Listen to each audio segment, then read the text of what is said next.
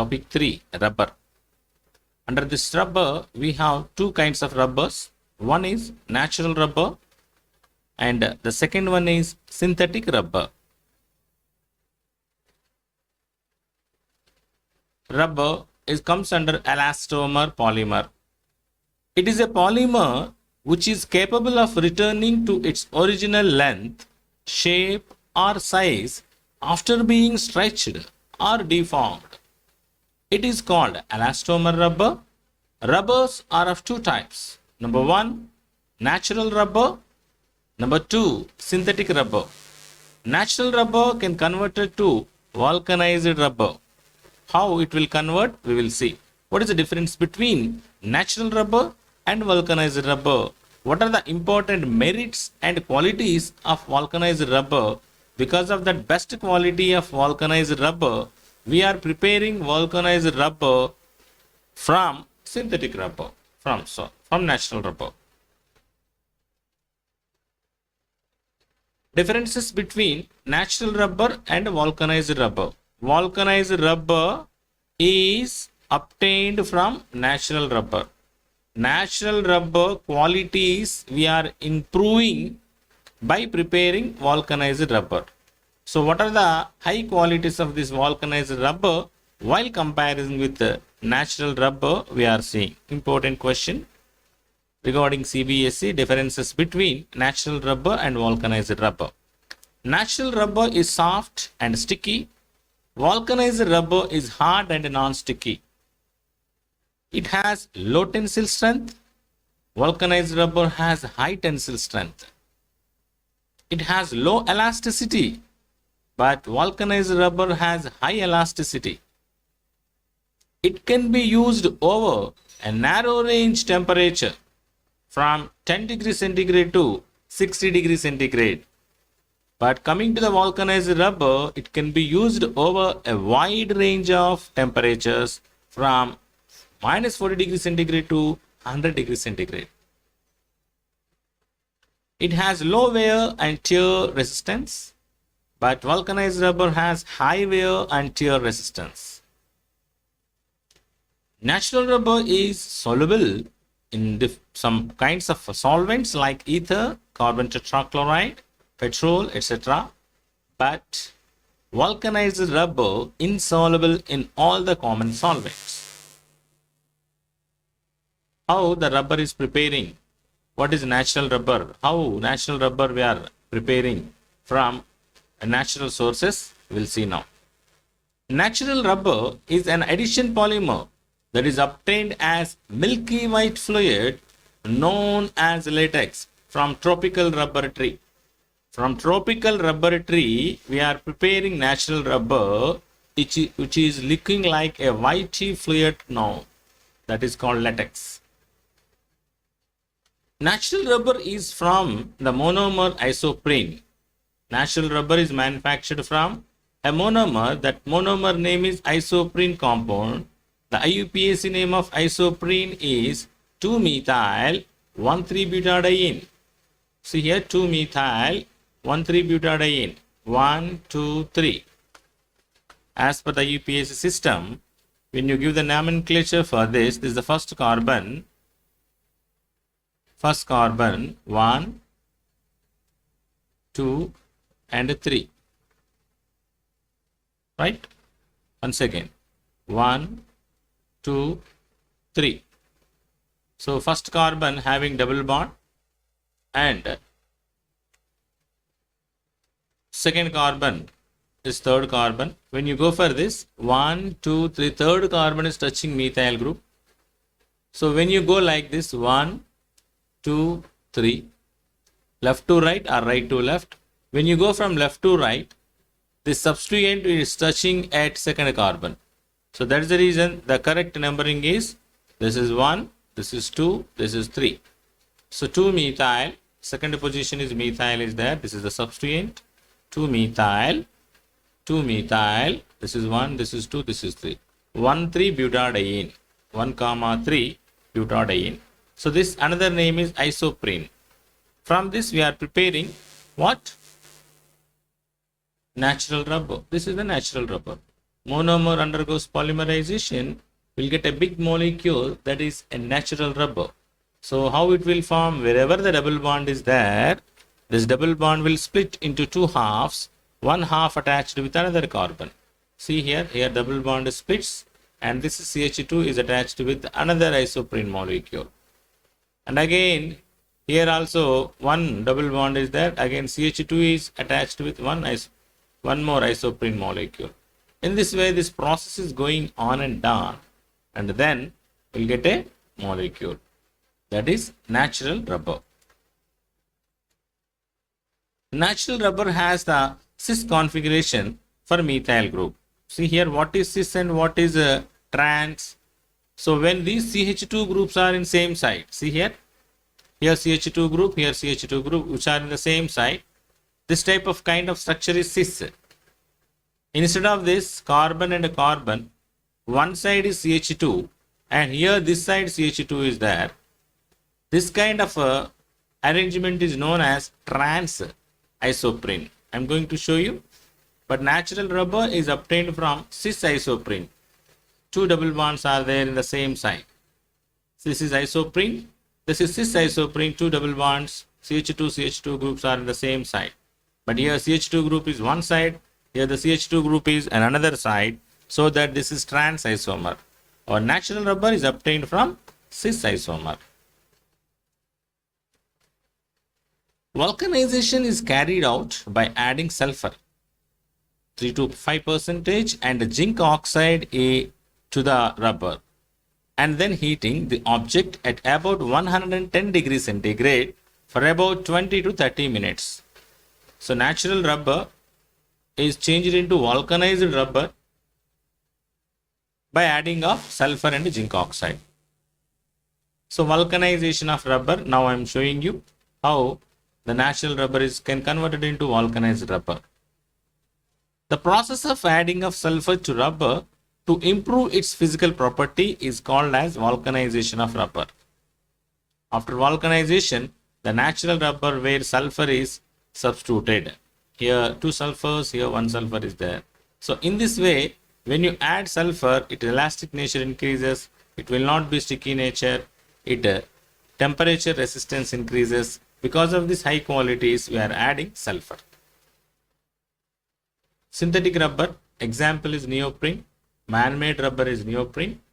Neoprene also, polychloropyrene, is a family of synthetic rubber that are produced by polymerization of chloropyrene. Neoprene exhibit good chemical stability and maintain flexibility over wide temperature ranges. We'll see. What I told here, 1, 2, 3, 4, 1, 2, 3, 4. This is chloropyrene. This chloropyrene or 2-chloro-1,3-butadiene. This compound undergoes more number of monomers, undergoes polymerization. You are getting a polychloropyrene. Polychloropyrene. This is a synthetic polymer. That is neoprene. So while the chloropyrene changed into neoprene polymer, what are the benefits? What are the properties of this neoprene? Is it wetsuits? Neoprene are synthetic rubbers which are using for wetsuits, gloves, neoprene seat covers, face masks, laptop sleeves, mouse pads, and cozies, gaskets, hoses, weather stripings, fire door, superior resistant to vegetable and mineral oil. So these are the important advantages of synthetic rubber. Buna N and Buna S are the examples of some more synthetic rubbers. Buna N is obtained by the copolymerization of 1,3-butadiene and acrylonitrile in the presence of peroxide catalyst. So copolymerization means what, my dear students? Copolymerization means two different kinds of monomers undergoes condensation. What are the monomers are there here? One monomer is 1,3-butadiene and the another monomer is acrylonitrile in presence of peroxides. See, it is a resistant to the action of petrol. lubricating oil, and organic solvents. It is used in making oil seals, tank linking, etc. Buna N. So this is the preparation of Buna N. 1,3-butadiene, one monomer, and the another monomer is acrylonitrile, CH2 double bond CHCN. While mixing these two monomers, that process name is copolymerization. Under that, you are getting a copolymer, that is Buna N. Buna N. Wherever the double bond is there, that will be splits. Already I told you here it's split and attach. Here double bond is there. This double bond half is attached to here. Then you will get a molecule. It is resistant to action of petrol, lubrication of oil and organic solvents. It is used in making oil seals and tank linings. Buna N is a synthetic rubber and example for copolymerization. It is obtained by the polymerization of 1,3-butadiene and acrylonitrile. Buna N monomers 1,3-butadiene and acrylonitrile, also called as nitrile butadiene rubber. Another name of Buna N is NRB. It is formed by the polymerization of 1,3-butadiene and acrylonitrile in the presence of sodium. It is used in making oil seals, manufacturing of tanks, etc. Now we are seeing about Buna S. It is also one of the synthetic rubber. It is obtained by the copolymerization of monomers 1,3-butadiene and styrene here. Both the cases 1,3-butadiene is common. Here the acrylonitrile, but here we are using to prepare Buna S is styrene. Styrene, another name, is also called as styrene butadiene rubber, SBR. It is formed by the polymerization of 1,3-butadiene and styrene in the ratio of 3:1 in the presence of sodium, used for making automobile tires.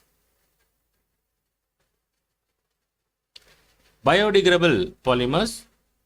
These are the polymers which are degraded by microorganisms within a suitable period so that biodegradable polymers and their degraded products do not cause any serious effects on environment.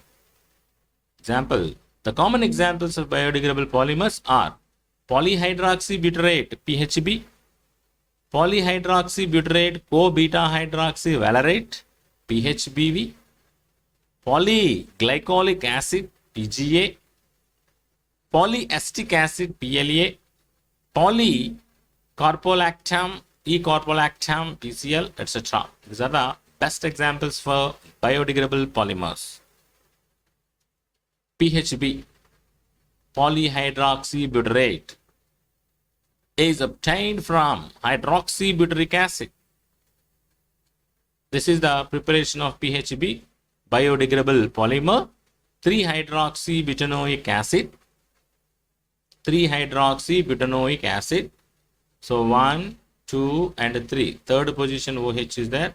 This is COOH butanoic acid. And third position 1, 2, 3 numbering. I am giving you. COOH functional group get first carbon, second carbon, third carbon having OH group. So 3-hydroxybutanoic acid, 1, 2, 3, total 4 carbons are there. That is the reason it is called as butanoic acid. This is the fourth carbon. So hydroxybutanoic acid polymer is obtained, that is polyhydroxybutyrate PHB. Second one is PHBV, polyhydroxybutyrate co-beta hydroxyvalerate PHBV.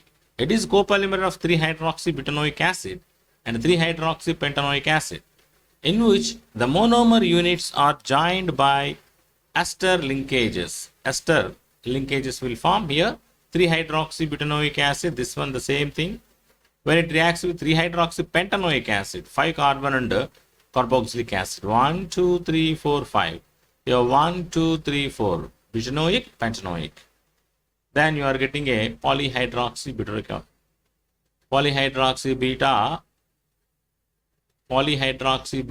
co-beta hydroxyvalerate PHBV. The properties of PHBV vary according to the ratio of both acids.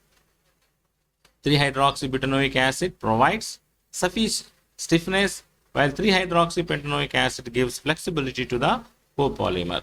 Based upon when you want more flexibility, you have to add more quantity of 3-hydroxypentanoic acid. When you want more stiffness, you have to add 3-hydroxybutanoic acid. As per the requirement, the ratio you can change it. This is about the preparation of biodegradable polymer, that is PHBV. Explain the preparation and uses of nylon 2 and nylon 6. Nylon 2 and nylon 6 is a polyamide copolymerization of glycine and amino capric acid. It is an example of biodegradable polymer. Nylon 2, nylon 6. So glycine, this is the structure of glycine, and this is the structure of amino capric acid. By combining two different monomers, you are getting a polymer, that is nylon 2, nylon 6. It is a artificial polymer, man-made polymer, biodegradable polymer. Application: used as a thread in bristles for toothbrushes and making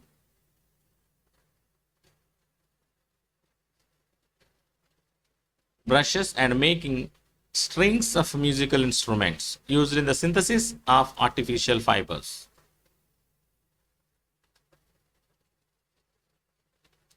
Use of biodegradable polymers. Polymers are used mainly for medical goods such as surgical stitch and tissue ingrowth materials, or for controlled drug release devices, plasma substitutes. These are also finding use in agricultural materials such as films, seed coating, and also fast food vapors, personal hygiene products. Medically applications, when we see here, medical applications of biodegradable polymers, while you are using for wound treatment, orthopedic devices, and dental applications, cardiovascular applications, stents, intestinal applications, anastomotic rings, drug delivery system, tissue engineering. In all these cases, biodegradable polymers we are using in medicinal. Last topic, molecular mass of polymers. Determination of molecular mass of polymer. How we can determine the molecular mass of polymer? How many monomers are there in that? We'll see. The molecular mass of polymer can be expressed in two ways. If N1, N2, N3 are the number of molecules with molecular mass M1, M2, M3 respectively. The number of average molecular mass is very simple. Here N1, N1, N2, N1, N2, N3 are the number of molecules. These many molecules are there. Those many molecular masses, when you take the average, you will get the complete mass. So total mass of a polymer is equal to N1 into M1 plus N2 into M2 plus N1 M1 and so on, divided by N1 plus N2 plus N1. So this is the equation used to find out the total mass of the average mass of the polymer. Once again, see the equation clearly. N1 M1 plus N2 M2. What is N1 N2 N3? I have given M1 M2 N3. I have given N1 plus N2. That's all. This is Ni Mi Ni. So up to how many are there? That you have to do it. When the total mass of the groups of molecules having a different molecular mass are multiplied with their respective molecular masses, the products are added and the sum of is divided by the total mass of all the molecules. The result obtained is called as the molecular mass or weight average molecular mass of the polymer. Same equation once again I am giving. N1 M1 square plus N2 M2 square plus N3 M3 square up to how many you have? Ni Mi square divided by M1 M1 plus N2 M2 plus N3 M3 and so on. This way also you can find out the when the total